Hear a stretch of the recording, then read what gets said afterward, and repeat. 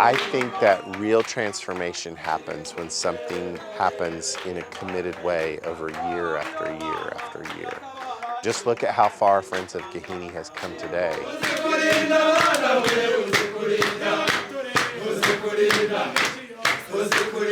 I was in the Anglican mission in America. Church of the Redeemer was just getting started. And they said, you need to have a sister church in Rwanda. And I said, sign us up. I don't know what that means and how that's going to work. We got partnered with Kirangazi Parish. And over the years, every time we would go, we would meet other leaders in the diocese and they would say, hey, when are you going to connect us with the sister church? Because there are obviously some really amazing things that happened reciprocally. We started to invite some other churches. And Tom Boast said, we want a partnership. I said, come and see with Rwanda. And that really started the ball moving.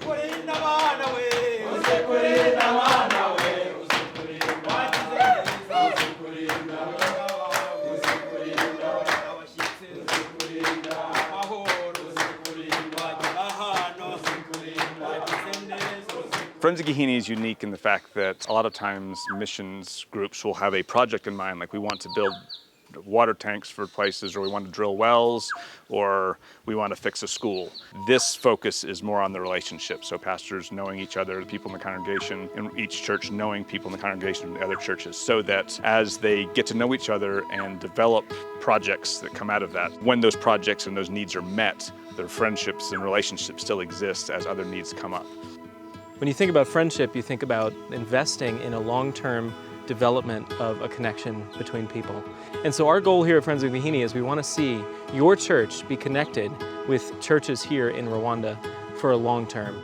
We want you to get to know the people of these churches and to learn what their needs are, what things they are anxious about, what things they need to develop the church here in their culture and in their place. One example I want to share with you is my friendship with Pastor Gideon. I've been in his home, I've met his wife, I've met his kids, I've been to his church. He's taught me how to dance. Any time that I need to understand Rwandan culture, he's there to help me with it. Cyambere twabigiraho nka Church of Redeemer kuko Yesu yaravuze ngo nimukundana nibwo bazamenya ko muri abigishwa banje. Rero icyo ni ikintu cy'ingenzi dukwiriye kubigiraho nk'abavuga butumwa bo mu Rwanda. Kugira urukundo no kuzuza inshingano umwami yadusigiye. Muze mudusure natwe tubone uburyo bwo kuza kubasura, tuze tuvuge ubutumwa iwanyu, muze muvuge ubutumwa iwacu. On the American side, it's really easy to kind of get focused on what you're doing inside of your church. Having a partnership helps to make you look outward. It helps to broaden your perspective, remind you that your brothers and sisters in Christ and other places in the world have really big needs. Having partnerships allows awareness of those needs, and we've seen that it can really kind of change a culture of a church. On the Rwandan side, the two biggest needs are the training of pastors and then education and discipleship for children. So as we see these schools, what you'll find is they're often, they've been hastily built. At the end of the genocide, the Anglican churches built these schools in haste in order to bless their communities. Many of these schools now are falling apart, struggles financially, they have struggles in terms of the quality of their curriculums, even getting textbooks. I wish we could emphasize on children's ministry together, youth ministry together. Teach them biblical values, teach them to be part of the church. Let them feel that ownership. By investing in the private schools of the Diocese of Gahini, we will find that we will bless the next generation. These are people who will be the leaders of the church in 20 years. These are people who will be the lay leaders. These are people who will be the pastors, the bishops. These are people who will be teachers, business owners, farmers, and Lord willing, they will be people who are both educated and who are equipped and formed as strong Christians.